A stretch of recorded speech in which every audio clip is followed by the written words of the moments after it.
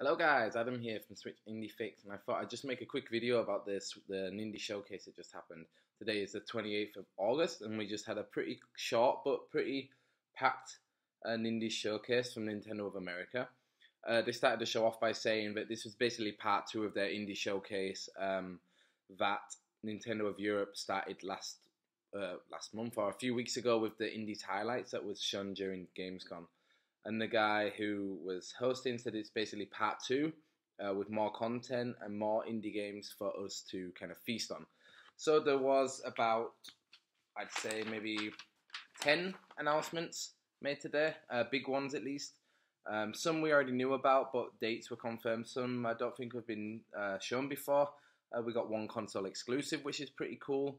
And we got some updates on games that are going to come out this year. So I'll start at the beginning. The first game was Hyper Light Drifter, which I really don't need to explain. It basically comes to the Switch on September 6th and has new exclusive outfits and weapons that are exclusive to the edition that's coming to the Switch. They aren't, unfortunately. I thought there'd be some Nintendo tie-in, maybe like a Link outfit, because Hyper Light Drifter is so inspired by Zelda. But the outfits didn't look that. They didn't look like any Nintendo property that I've seen before. So yeah, but it's cool. Some new content for people that are huge fans. Gives people a reason to buy the game on the Switch. Number 2, the creators of Celeste are bringing their kind of Nindie gem, or indie gem I should say, Towerfall to the Switch. The game comes on September 27th, so not long for you to wait if you like games like Celeste, or if you're a big supporter of Celeste and want to support the developers. New to the game is that there's 6-player battle mode. It includes all the expansions that have been previously released. It also includes 2 Celeste characters, Madeline and Badeline. So guys that have played Celeste, that gives you something cool and something new to Towerfall if you played Towerfall as well. So like I said, coming September 27th, it seems like a great couch co-op game to play. The next was a smaller game called Treasure Stack. It's the kind of notable thing about this game was that they mentioned that it had cross-platform play. So I think you'll be able to play with people on PC and Xbox, which is pretty cool. It's coming out winter this year. Well, winter, it just says, so, end of this year, start of next year. And it kind of looks like a Tetris game with maybe some role-playing RPG elements. There seemed like there was a page with stats on to maybe improve your characters. So that looks cool if you like kind of Tetris games. The next one was called Zavot, which kind of looked a bit random. I don't really know what the game was about. It said that there's a story about friendship among cubes, whatever that means. So it kind of looks like one of those out there games, kind of those rando, where quirky games. You basically, the exclusivity for the Switch was that you can play as a Joybot, which is basically like a giant banana with a laser on top, and you control it with the Joy-Con, with the movement and the sensors. So an interesting looking game. I think it's probably one I'll miss on. It comes in October, so not long to wait. What's possibly the most exciting and not unusual, but like unique looking game that they showed was one called Mineko's Night Market. I've not heard of this game before. One of the guys in our Discord server described it as the cat Animal Crossing. Basically, you play as a young girl or a girl called Mineko, who arrives in a new town. The artwork's it's heavily inspired by Japan, so it's very almost like watercolors, and the characters look kind of like chibis, and it's basically you have a night stall, a night market stall. You have to like craft goods to sell on your stall, and it also has a very very big like cats influence in it for some reason. They didn't really explain why there's so many cats.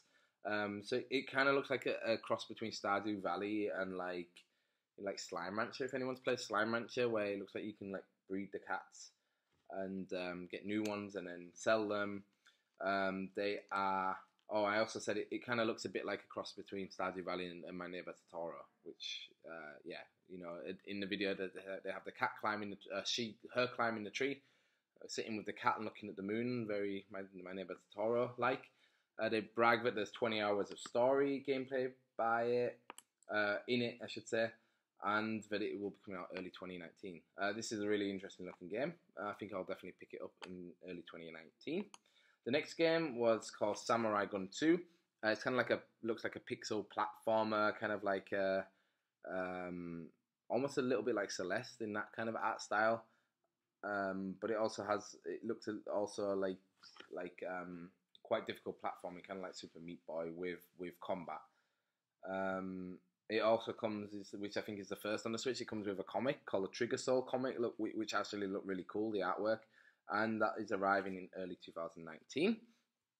Next is Bullet Age, which is a co-op action game. It has a very cartoony art style.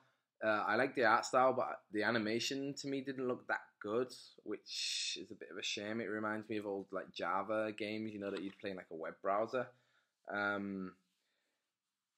It also had almost like a theme of Spelunky to it. Like there's a lot of platforming and battling with guns. It's a console exclusive for the Switch coming to November, which makes it pretty cool.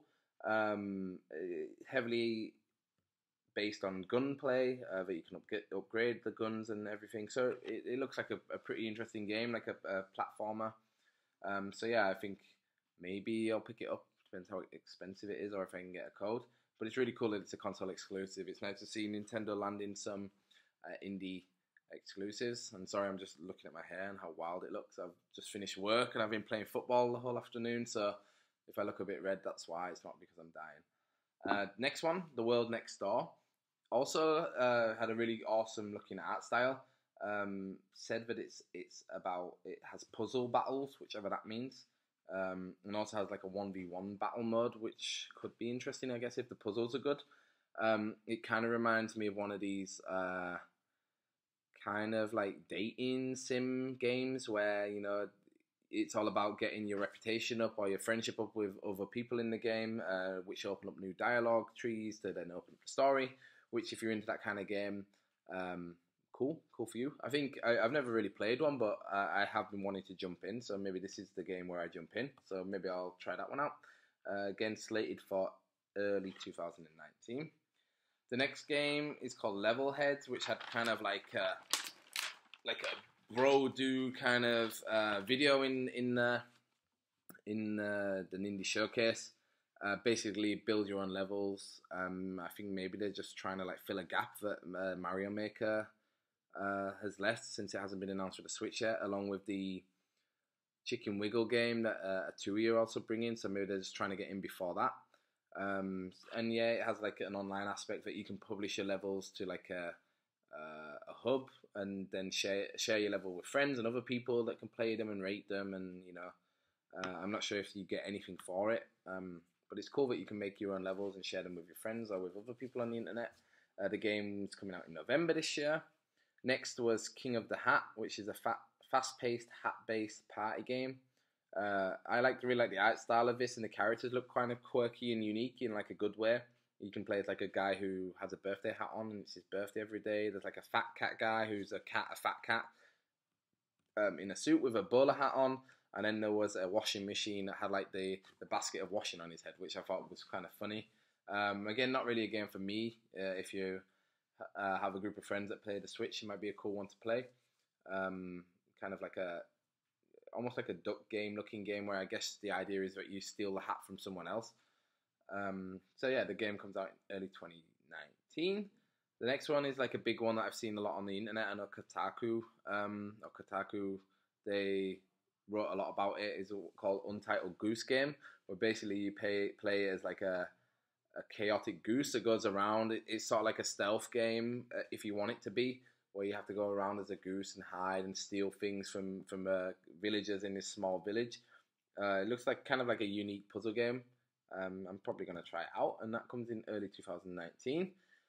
They followed up with a kind of like a hype reel of games that were coming out this year. I didn't get all of them, but the biggest ones were Bastion, I think, comes out September 13th. The Messenger comes out this week, August 30th. Undertale, September 18th. And Transistor comes out in November. So that's the biggest games I kind of could pull from it in time. If you want to have a look, I think Nintendo shared quite a lot. They're gonna share it on their channels. Speaking of which, they actually have a new indie news channel on the Switch. So if you're an indie fan like me, it's a good place to get all of your indie news on the Switch. I actually just looked. I couldn't find it. I'll tell you why. I got my Switch right here. Basically because the news is here. You go and find channels, and it just lists every single channel. I can't see a search mechanic, so it's basically just scrolling through every single channel till you find it, which doesn't sound that fun. So maybe Nintendo, that's one thing they could add to their news is a search bar, just to type in the news. Unless I'm being stupid and have missed it and you guys know where it is, let me know. So yeah, they have the new news channel. Then finally, with like a one more thing, they announced Into the Breach, which is a game developed by the developers from FTL. It's basically a tile-based, turn-based strategy game where you play as humans protecting the Earth from these like mechanical insect aliens. The game came out last year on Steam, or maybe it was this year. I think last year on Steam. Got a lot of good press, a lot of good review scores. I watched quite a few Let's Plays of it. The idea is that you have to protect like energy plants from these aliens, but you can also use the terrain to your advantage, or they can use the terrain to their advantage. I did see that there was almost like a way to cheese it with a lot of the enemies, which I don't know if they've kind of patched out since then. But it's an interesting game. It's going to be interesting to see how a strategy game handles on the Switch. Obviously, it's probably going to have a touchscreen, but yeah, it'll be interesting to see with the Joy-Cons.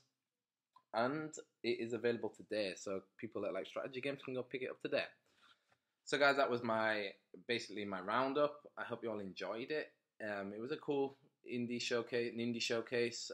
We've been getting a lot of Nindie news at the minute, and a lot of indie news, which is always nice. Good for me, keeps me busy. My backlog is ever growing.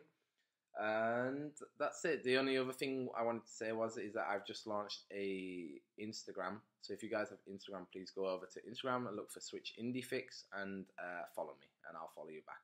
So thanks a lot, guys, for listening. Make sure you give me or watching, I should say. Make sure you give me a like. Go read my minute review on the website, and look out for a podcast this weekend. Thanks a lot, guys. Have a good evening or morning or day, wherever you are.